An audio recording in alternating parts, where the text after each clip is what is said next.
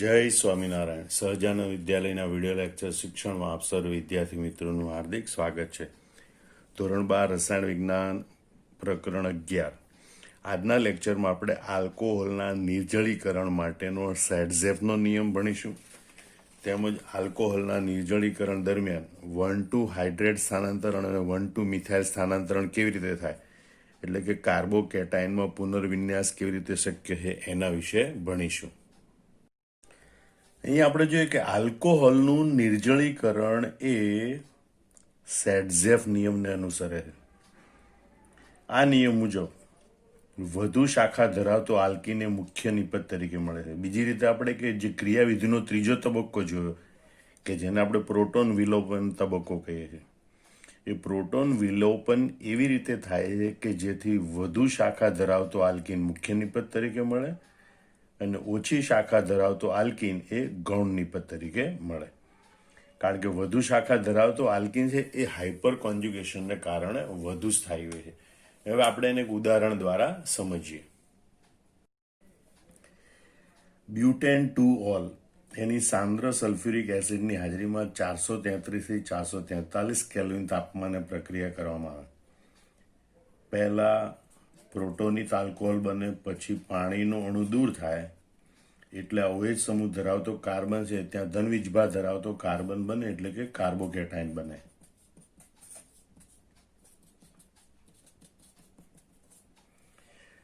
હવેનો તબક્કો છે એ પ્રોટોન વિલોપનનો છે. -H+ એટલે કે પ્રોટોન વિલોપન. અહીંયા પ્રોટોન વિલોપન બે રીતે શક્ય છે, બરોબર? કે અહીંથી આપણે નંબર આપીએ 1, 2, 3, 4 કાર્બન, તો ત્રીજા કાર્બન ઉપરથી પણ પ્રોટોન દૂર થઈ શકે અથવા તો પહેલા કાર્બન ઉપરથી પણ પ્રોટોન થઈ શકે. જો પહેલા કાર્બન ઉપરથી પ્રોટોન દૂર થાય તો પહેલા અને બીજા કાર્બન વચ્ચે દ્વિબંધ રચાય, બરોબર? એટલે તો નિપજ આપણને મળે CH2 double bond CH, CH2CH3, બ્યુટ 1 બરોબર? જેમાં આ ડબલ બોન્ડ ધરાવતો ઇથિનિલિક દ્વિબંધ છે એની સાથે એક જ ઇથાઇલ સમૂહ છે, એટલે કે એક જ શાખા છે. અચ્છા, જો ત્રીજા કાર્બન પરના હાઇડ્રોજન પ્રોટોન તરીકે વિલોપન પામે તો બીજા અને ત્રીજા કાર્બન વચ્ચે દ્વિબંધ રચાય. તો CH3 CH double bond CH bond CH3, તો નિપજ તરીકે આપણને બ્યુટ 2 મળે, બરોબર? એમાં જે ઇથિલિનિક બંધ છે એની સાથે બે શાખાઓ છે, બરોબર? અહીંયા હાઇપર કોન્જ્યુગેશન માત્ર 2 હાઇડ્રોજન વડે પ્રાપ્ત થાય છે એટલે એની સ્થાયીતા ઓછી છે, જ્યારે અહીંયા હાઇપર કોન્જ્યુગેશન 3 ને 3 6 હાઇડ્રોજન વડે દ્વિબંધ ધરાવતા કાર્બન હોય એની નજીકના કાર્બન ઉપર જેટલા હાઇડ્રોજન હોય એ હાઇપર કોન્જ્યુગેશન આપે. અહીં દ્વિબંધ ધરાવતા કાર્બનની નજીકનો એક જ કાર્બન છે જેના 2 હાઇડ્રોજન હાઇપર કોન્જ્યુગેશન આપે. અહીં દ્વિબંધ ધરાવતા કાર્બનની નજીકના 2 કાર્બન ઉપર મળીને કુલ 6 હાઇડ્રોજન છે એટલે એની સ્થાયીતા વધુ હોય. આમ બ્યુટ 2 નિપજ છે એ આપણને 80% જેટલી પ્રાપ્ત થાય છે, જ્યારે બ્યુટ 1 નિપજ છે 20% જેટલી પ્રાપ્ત થાય. એટલે આપણે કહીએ ભાઈ વધુ શાખા ધરાવતો આલ્કીને વધુ પ્રમાણમાં મળે, ઓછી શાખા ધરાવતો આલ્કીને ઓછા પ્રમાણમાં મળે છે. એટલે જ્યારે પ્રોટોન વિલોપન બે રીતે શક્ય હોય ત્યારે પ્રોટોન વિલોપન એવી રીતે થાય કે જેથી આપણને વધુ શાખા ધરાવતો આલ્કીન એ મુખ્ય નિપજ તરીકે મળે અને ઓછી શાખા ધરાવતો આલ્કીન એટલે ગૌણ નિપજ તરીકે મળે, એટલે કે ઓછા પ્રમાણમાં મળે છે, બરોબર? એનું કારણ હાઇપર કોન્જ્યુગેશનને કારણે મળતી સ્થાયીતા છે. હવે જો મુખ્ય નિપજ તરીકે મળતું આલ્કીન એ જો સીસ અને ટ્રાન્સ સમઘટકો દર્શાવવા સક્ષમ હોય તો ટ્રાન્સ સમઘટક વધુ પ્રમાણમાં મળે છે, સીસ સમઘટક ઓછા પ્રમાણમાં મળે. દાખલા તરીકે બ્યુટ 2 છે તો એના 2 સમઘટકો મળે, C double bond C, CH3 સમૂહ સામસામે હોય એવો ટ્રાન્સ બ્યુટ 2 મળે.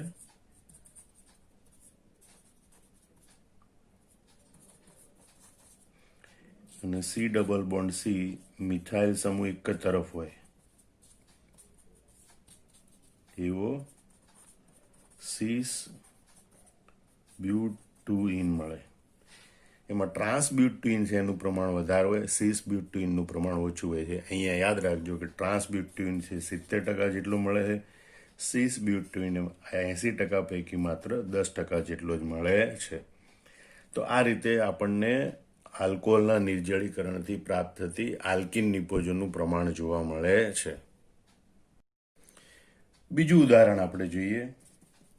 CH3C, CH3, OH, CH2, CH3 બરોબર, 2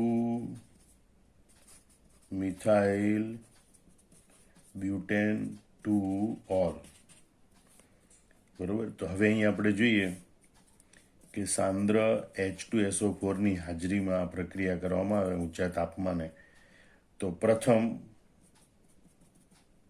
પ્રોટોનિત આલ્કોહોલ બને અને પછી પાણીનું અણુ દૂર થાય. એટલે આપણને OH સમૂહની જગ્યાએ ધન વીજભાર ધરાવતો કાર્બન હોય એવો કાર્બોકેટાઇન પ્રાપ્ત થાય.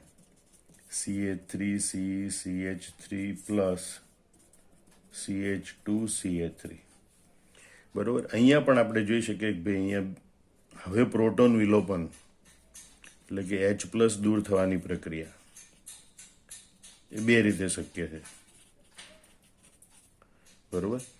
હવે અહીંયાથી પણ આપણે નંબર આપીએ 1, 2, 3, 4. તો પહેલા અને બીજા કાર્બન આ બંને સમૂહ એક સરખી રીતે જોડાયેલા છે. એટલે પહેલા અને બીજા કાર્બન, પહેલા કાર્બન પરથી હાઇડ્રોજનનું વિલોપન થાય તો પહેલા અને બીજા કાર્બન વચ્ચે દ્વિબંધ રચાય.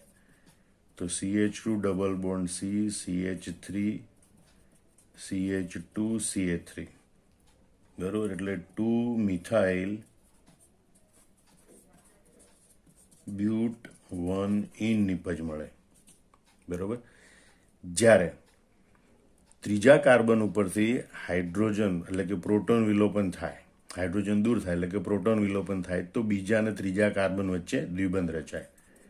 તો CH3C, CH3 double bond CH, અહીંથી પ્રોટોન ગયો એટલે CH3 બરોબર. તો આપણને નિપજ મળે 2 મિથાઇલ બ્યુટ 2 ઇન. તો હવે જોઈ શકો છો આમાં કઈ નિપજમાં વધુ શાખાઓ છે. તો અહીંયા ડબલ બોન્ડ ધરાવતા 2 કાર્બન ઉપર 2 શાખાઓ છે બરોબર. અને કુલ 5 હાઇડ્રોજન છે એનું હાઇપર કોન્જ્યુગેશન મળે. જ્યારે અહીંયા ડબલ બોન્ડ ધરાવતા 2 કાર્બન છે એની સાથે 3 કાર્બન, 3 શાખાઓ છે અને 3 શાખાઓના મળીને કુલ 9 હાઇડ્રોજનનું હાઇપર કોન્જ્યુગેશન મળે. અને માટે 2 મિથાઇલ બ્યુટ 2 ઇન એ મુખ્ય નિપજ તરીકે મળે છે, જ્યારે 2 મિથાઇલ બ્યુટ 1 ઇન એ ગૌણ નિપજ તરીકે મળે છે. એટલે કે એનું પ્રમાણ ઘણું ઓછું હોય છે. આલ્કોહોલના નિર્જળીકરણના ક્રિયાવિધિના બીજા તબક્કામાં કાર્બોકેટાઇન બને છે. હવે એ કાર્બોકેટાઇનમાં પુનર્વિન્યાસ શક્ય છે, અથવા તેમ કહેવાય કે કાર્બોકેટાઇનમાં 1,2 હાઇડ્રેટ સ્થાનાંતરણ કે 1,2 મિથાઇલ સ્થાનાંતરણ દ્વારા વધુ સ્થાયી કાર્બોકેટાઇન બને છે. એટલે એમ કહેવાય કાર્બોકેટાઇનમાં પુનર્વિન્યાસ શક્ય છે કે જેથી વધુ સ્થાયી કાર્બોકેટાઇન બની શકે. 1,2 હાઇડ્રેટ સ્થાનાંતરણ કે 1,2 મિથાઇલ કે આલ્કાઇલ સ્થાનાંતરણ દ્વારા વધુ સ્થાયી કાર્બોકેટાઇન બની શકે છે. હવે જે બીજો અને ત્રીજો તબક્કો છે, બીજો તબક્કો કાર્બોકેટાઇન બનવું અને ત્રીજો તબક્કો પ્રોટોન વિલોપન થવું, એ બંનેની વચ્ચે આ કાર્બોકેટાઇનની પુનર્વિન્યાસની પ્રક્રિયા શક્ય બને છે બરોબર. કારણ કે પ્રોટોન વિલોપન કરતાં પુનર્વિન્યાસ પ્રક્રિયા વધુ ઝડપી હોય છે. એટલે જો પુનર્વિન્યાસ થતું હોય તો ક્રિયાવિધિમાં પહેલાં કાર્બોકેટાઇન બને, પછી કાર્બોકેટાઇનનું પુનર્વિન્યાસ થાય અને પછી પ્રોટોન વિલોપન થાય બરાબર. એટલે શક્ય હોય ત્યાં પુનર્વિન્યાસ દ્વારા વધુ સ્થાયી કાર્બોકેટાઇન બને અને ત્યારબાદ પ્રોટોન વિલોપન થાય. અને એ પ્રોટોન વિલોપનની પ્રક્રિયા છે એ પાછી સેટઝેફના નિયમને અનુસરે, એટલે કે વધુ શાખા ધરાવતો આલ્કિન બને એવી રીતે પ્રોટોન વિલોપન થાય બરોબર. હવે આ બધી બાબતો છે એ આપણે ઉદાહરણ દ્વારા સમજીએ. તૃતીયક કાર્બોકેટાઇન એ સૌથી વધુ સ્થાયી હોય છે, તેથી એમાં તો પુનર્વિન્યાસ શક્ય બનતું નથી. દ્વિતીયક કાર્બોકેટાઇન છે એમાં બે રીતે પુનર્વિન્યાસ શક્ય બને કે દ્વિતીયક કાર્બોકેટાઇનમાં ધનવીજભાર ધરાવતો કાર્બન એ તૃતીયક કાર્બન સાથે સીધો જોડાયેલો હોય તો 1,2 હાઇડ્રાઇડ સ્થાનાંતરણથી તૃતીયક કાર્બોકેટાઇન બને. બરોબર. એમાં પહેલો કાર્બન એ ધનવીજભાર ધરાવતો કાર્બન ગણવાનો અને બીજો કાર્બન એ આ તૃતીયક કાર્બન ગણવાનો. બરોબર. એટલે તૃતીયક કાર્બન પર રહેલો એક હાઇડ્રોજન એ ધનવીજભાર ધરાવતા કાર્બન પર સ્થાનાંતરણ પામે અને તૃતીયક કાર્બોકેટાઇન બને. અને જો ચતુર્થક કાર્બન હોય તો 1,2 મિથાઇલ સ્થાનાંતરણ દ્વારા તૃતીયક કાર્બોકેટાઇન બને. એમાં પહેલી જે ઘટના છે એનું એક ઉદાહરણ લઈએ આપણે. CH3 CH3 CH OH CH3 બરોબર. 3 મિથાઇલ બ્યુટેન 2 ઓલ. નિર્જલીકરણ પ્રક્રિયા થાય એટલે પ્રોટોનેશન થાય, પ્રોટોનિત આલ્કોહોલ બને, પછી પાણીનું અણુ દૂર થઈને કાર્બોકેટાઇન બને. CH3 CH3 OH CH3. હવે અહીંયા જે કાર્બોકેટાઇન બને એ OH સમૂહ દૂર થવાથી OH સમૂહના સ્થાને બને. હવે બાજુમાં જે હાઇડ્રોજન છે એને આપણે આ રીતે દર્શાવીએ. તો અહીંયા આપણે જોઈએ કે ભાઈ ધન વીજભાર ધરાવતો કાર્બન એ તૃતીયક કાર્બન સાથે જોડાયેલો, એટલે એવો કાર્બન કે જે બીજા 3 કાર્બન સાથે જોડાયેલો એને તૃતીયક કાર્બન કહેવાય. તો એ તૃતીયક કાર્બન પરનો હાઇડ્રોજન છે એ આ ધન વીજભાર ધરાવતા કાર્બન પર સ્થાનાંતરણ પામે અને ધન વીજભાર છે એ આ તૃતીયક કાર્બન પર સ્થાનાંતરણ પામે અને એના કારણે આપણને તૃતીયક કાર્બોકેટાઇન મળે. હાઇડ્રાઇડ સ્થાનાંતરણ થાય એટલે કે હાઇડ્રોજન પોતાનું ઇલેક્ટ્રોન યુગ્મ લઈ અને કાર્બન તરફ જાય. બરોબર. અને એટલે આપણને પુનર્વિન્યાસ પ્રક્રિયા થઈ 1,2 હાઇડ્રાઇડ સ્થાનાંતરણ થઈ અને આ પ્રમાણેનો કાર્બોકેટાઇન તૃતીયક કાર્બોકેટાઇન પ્રાપ્ત થાય. આ હાઇડ્રોજન અહીંયા ગયો એટલે CH ની જગ્યાએ CH2 થઈ ગયું અને ધન વીજભાર વચ્ચેના કાર્બન પર આવ્યો એટલે આપણને આ તૃતીયક કાર્બોકેટાઇન મળે, જે આ દ્વિતીયક કાર્બોકેટાઇન કરતાં વધુ સ્થાયી હોય. હવે પ્રોટોન વિલોપન પ્રક્રિયા થાય એ સેટઝેફના નિયમને અનુસરે. બરોબર. એટલે કે વધુ શાખા ધરાવતો આલ્કીન બને. એટલે આ ત્રીજા કાર્બન પરથી હાઇડ્રોજન દૂર થઈ અને બીજા અને ત્રીજા કાર્બન વચ્ચે દ્વિબંધ રચાય એ નિપજ આપણને મુખ્ય નિપજ તરીકે મળે. એટલે CH3 double bond CH3 2 methyl બ્યુટુઇન. બરોબર. આ પ્રમાણે નિપજ એ મુખ્ય નિપજ તરીકે મળે છે. તો આ રીતે અહીંયા હાઇડ્રોજનનું સ્થાનાંતરણ થાય અને 1,2 હાઇડ્રાઇડ શિફ્ટ અથવા તો 1,2 હાઇડ્રોજન સ્થાનાંતરણ કહે છે.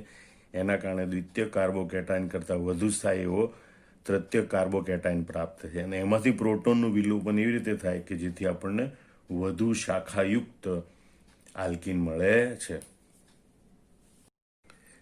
2 મિથાઇલ સાયક્લોહેક્ઝેનોલ બીજું ઉદાહરણ આપણે જોઈએ. બરોબર. પહેલા પ્રોટોનિત આલ્કોહોલ બને, પછી પાણીનો અણુ દૂર થાય એટલે આ પ્રમાણે આપણને કાર્બોકેટાઇન પ્રાપ્ત થાય. આ કાર્બોકેટાઇન એ દ્વિતીયક કાર્બોકેટાઇન છે.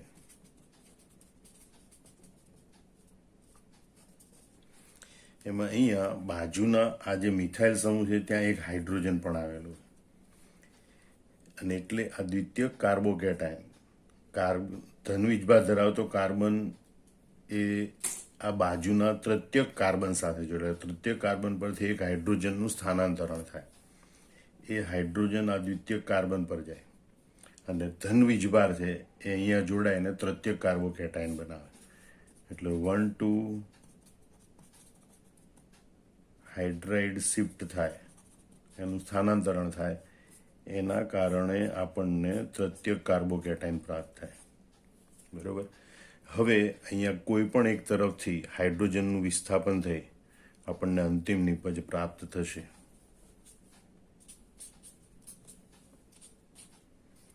બરોબર. આ પ્રોટોન વિલોપનને કારણે આપણને અંતિમ નિપજ આ પ્રકારની પ્રાપ્ત થશે, જેને કહેવાય 1 મિથાઇલ સાયક્લોહેક્સ 1 મિથાઇલ સાયક્લોહેક્ઝ સાયક્લોહેક્ઝ 1 ઇન આ પ્રમાણેની નિપજ આપણને પ્રાપ્ત થાય છે. ત્રીજું ઉદાહરણ જોઈએ આપણે. 3,3-ડાયમિથાઇલ બ્યુટેન 2 ઓલ. બરોબર, પ્રોટોનિત આલ્કોહોલ બને, પાણીનું અણુ દૂર થાય એટલે કાર્બોકેટાઇન બને. આ OH સમૂહની જગ્યાએ ધન વીજભાર ધરાવતો કાર્બન બને એટલે કે દ્વિતીયક કાર્બોકેટાઇન બને.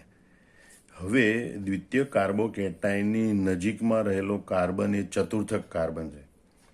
જો ચતુર્થક કાર્બન જોડાયેલો હોય તો 1,2 મિથાઇલ શિફ્ટ થાય, 1,2 મિથાઇલ સ્થાનાંતર, એટલે કે આ મિથાઇલ સમૂહ છે એ ઇલેક્ટ્રોન યુગ્મ સાથે ધન વીજભાર ધરાવતા કાર્બન સાથે જોડાય અને કાર્બન પરનો ધન વીજભાર છે આ મધ્યસ્થ કાર્બન સાથે જોડાય અને તૃતીયક કાર્બોકેટાઇન બનાવે.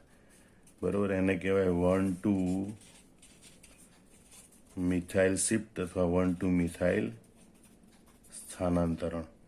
અને 1,2 મિથાઇલ સ્થાનાંતરણને કારણે આપણને CH3CCH3 CH3 પ્લસ આ રીતે આપણને વધુ સ્થાયી એવો તૃતીયક કાર્બોકેટાઇન બને. હવે આ કાર્બોકેટાઇનમાંથી પ્રોટોન વિલોપન થાય અને એવી નિપજ મળે કે જે વધુમાં વધુ શાખા ધરાવતી હોય. અને એટલે ડબલ બોન્ડ ડાબી બાજુ બનવાને બદલે જમણી બાજુ બને તો 4 શાખાઓ ધરાવતો આલ્કીન બને, જે આપણને મુખ્ય નિપજ તરીકે મળે છે. અહીંયા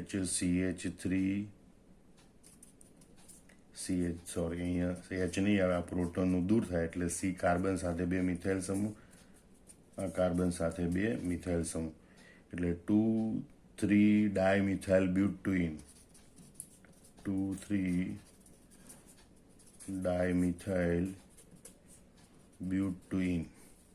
બરોબર, એ પ્રમાણેની નિપજ આપણને પ્રાપ્ત થશે. તો આ રીતે મિથાઇલ સ્થાનાંતરણ થાય. બરોબર, જો દ્વિતીયક કાર્બોકેટાઇન સાથે ચતુર્થક કાર્બન એટલે એવો કાર્બન કે જેની સાથે 4 કાર્બન જોડાયેલા હોય, એ જોડાયેલો હોય તો મિથાઇલ સમૂહ છે એનું આ ધન વીજભાર ધરાવતા કાર્બન પર સ્થાનાંતરણ થાય અને વધુ સ્થાયી એવો આપણને તૃતીયક કાર્બોકેટાઇન પ્રાપ્ત થાય છે. અને તૃતીયક કાર્બોકેટાઇનમાં પ્રોટોન વિલોપન એવી રીતે થાય કે જેથી આપણને વધુ શાખા ધરાવતો આલ્કીન મળે અને આ રીતે આપણને 2,3-ડાયમિથાઇલ બ્યુટેન એ નિપજ તરીકે મળે છે. હવે આપણે જોયું પ્રાથમિક કાર્બોકેટાઇનમાં 1,2 હાઇડ્રેટ કે 1,2 મિથાઇલ સ્થાનાંતરણ. પ્રાથમિક કાર્બોકેટાઇનમાં જો ધન વીજભાર ધરાવતો કાર્બન દ્વિતીયક કાર્બન સાથે જોડાયેલો હોય તો 1,2 હાઇડ્રેટ શિફ્ટ થાય, દ્વિતીયક કાર્બોકેટાઇન બને. તૃતીયક કાર્બન સાથે જોડાયેલો હોય એટલે કે ધન વીજભાર ધરાવતો કાર્બન એ તૃતીયક કાર્બન સાથે જોડાયેલો હોય તો 1,2 હાઇડ્રેટ શિફ્ટ દ્વારા તૃતીયક કાર્બોકેટાઇન બને. અને ધન વીજભાર ધરાવતો કાર્બન એ ચતુર્થક કાર્બન સાથે જોડાયેલો હોય તો 1,2 મિથાઇલ શિફ્ટ દ્વારા તૃતીયક કાર્બોકેટાઇન બને. એમાંની જે પહેલી ઘટના છે એનું આપણે ઉદાહરણ જોઈએ. તો CH3 CH2 CH2 CH2OH butane 1 all.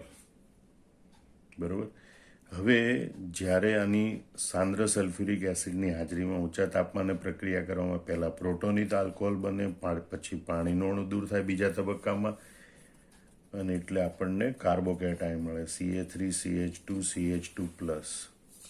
ધન વીજભાર ધરાવતો કાર્બન બીજા એક જ કાર્બન સાથે જોડાયેલો છે માટે આ પ્રાથમિક કાર્બોકેટાઇન છે. પ્રાથમિક કાર્બોકેટાઇનમાં ધન વીજભાર ધરાવતો કાર્બન જેની સાથે જોડાયેલો એ કાર્બન બીજા 2 કાર્બન સાથે જોડાયેલો એટલે કે એ દ્વિતીયક કાર્બન છે. જો ધન વીજભાર ધરાવતા કાર્બન સાથે દ્વિતીય કાર્બન જોડાયેલો તો એના ઉપરથી એક હાઇડ્રોજનનું સ્થાનાંતરણ થાય અને વધુ સ્થાયી એવો દ્વિતીય કાર્બોકેટાઇન બને. એટલે 1,2 હાઇડ્રાઇડ શિફ્ટ એટલે કે 1,2 હાઇડ્રેટ સ્થાનાંતરણ થાય. એના કારણે આપણને વધુ સ્થાયી એવો બરોબર દ્વિતીય કાર્બોકેટાઇન મળે.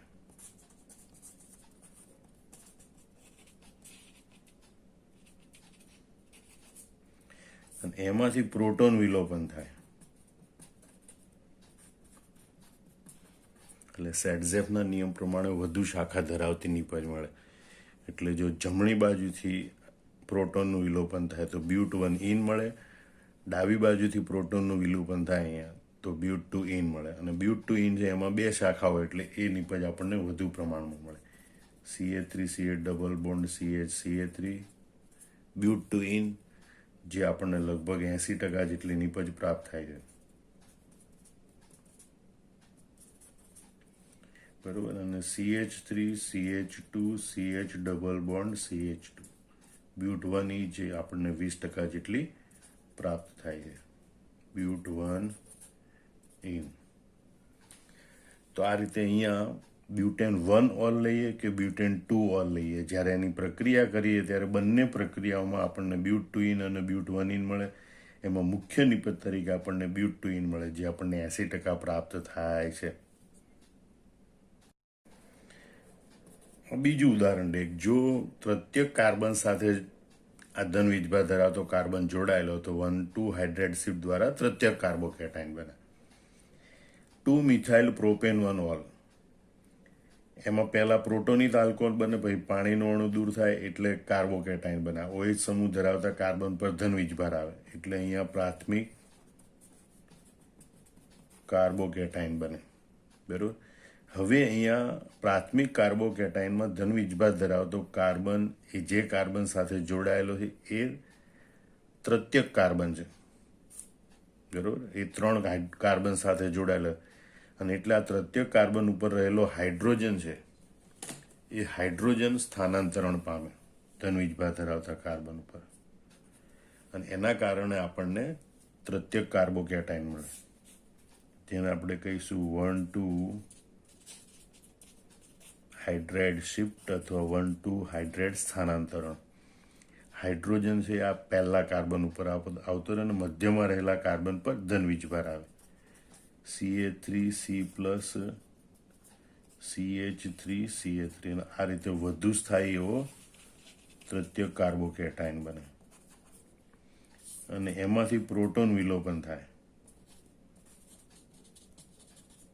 એટલે કે -H+. આ ત્રણેય મિથાઇલ સમૂહ એક સરખા છે એટલે કોઈ પણ એક મિથાઇલ સમૂહ પરથી હાઇડ્રોજન દૂર થાય H+ સ્વરૂપે અને ત્યાં ડબલ બોન્ડ રચાય. એટલે CH3C અહીંથી માનો કે હાઇડ્રોજન દૂર થાય ડબલ બોન્ડ CH2 CH3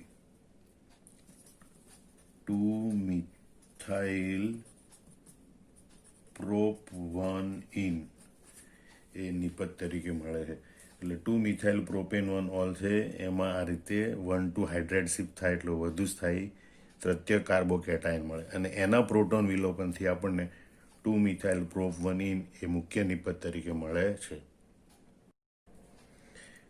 ત્રીજું ઉદાહરણ જોઈએ કે જો ધન વીજભાર ધરાવતો કાર્બન ચતુર્થક કાર્બન સાથે જોડાયેલો હતો. 2,2 ડાયમિથાઇલ પ્રોપેન 1 ઓલ અથવા તો નિયોપેન્ટાઇલ આલ્કોહોલ. બરોબર. એની સાંદ્ર સલ્ફ્યુરિક એસિડ સાથે પ્રક્રિયા કરવામાં આવે તો પહેલા પ્રોટોનિક આલ્કોહોલ બને, પછી પાણીનો અણુ દૂર થાય એટલે OH સમૂહ ધરાવતા કાર્બન પર ધન વીજભાર આવે, જેના કારણે પ્રાથમિક કાર્બોકેટાઇન બને. હવે પ્રાથમિક કાર્બોકેટાઇનમાં ધન વીજભાર ધરાવતો કાર્બન છે એ જે કાર્બન સાથે જોડાયેલો એ ચતુર્થક કાર્બન છે, કારણ કે એની સાથે 4 કાર્બન જોડાયેલા છે. જો ચતુર્થક કાર્બન હોય તો 1,2 મિથાઇલ શિફ્ટ થાય, એટલે કે આ મિથાઇલ સમૂહ છે એ અધન વીજભાર ધરાવતા કાર્બન પર સ્થાનાંતરણ પામે, ધન વીજભાર છે મધ્યસ્થ કાર્બન પર સ્થાનાંતરણ પામે, અને એના કારણે વધુ સ્થાયી એવો તૃતીયક કાર્બોકેટાઇન બને. એટલે અહીંયા 1,2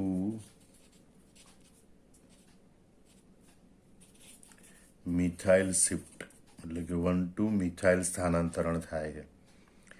બરાબર. એટલે મિથાઇલ સમૂહ આ CH2 સાથે જોડાય એટલે CH3C CH3 આ CH2 સાથે મિથાઇલ સમૂહ જોડાય અને મધ્યસ્થ કાર્બન પર ધન વીજભાર આવે, એના કારણે કાર્બન બીજા 3 કાર્બન સાથે જોડાયેલો એ વધુ સ્થાયી 3 ડિગ્રી કાર્બોકેટાઇન એટલે કે તૃતીયક કાર્બોકેટાઇન બને છે.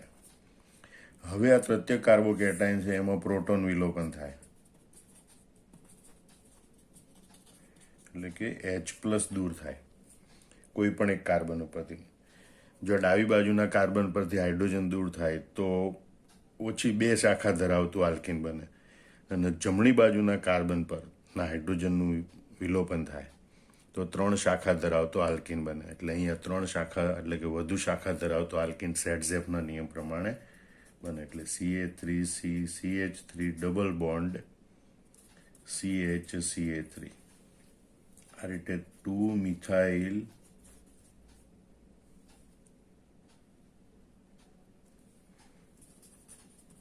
બ્યુટુઇન એ મુખ્ય નિપજ તરીકે મળે છે.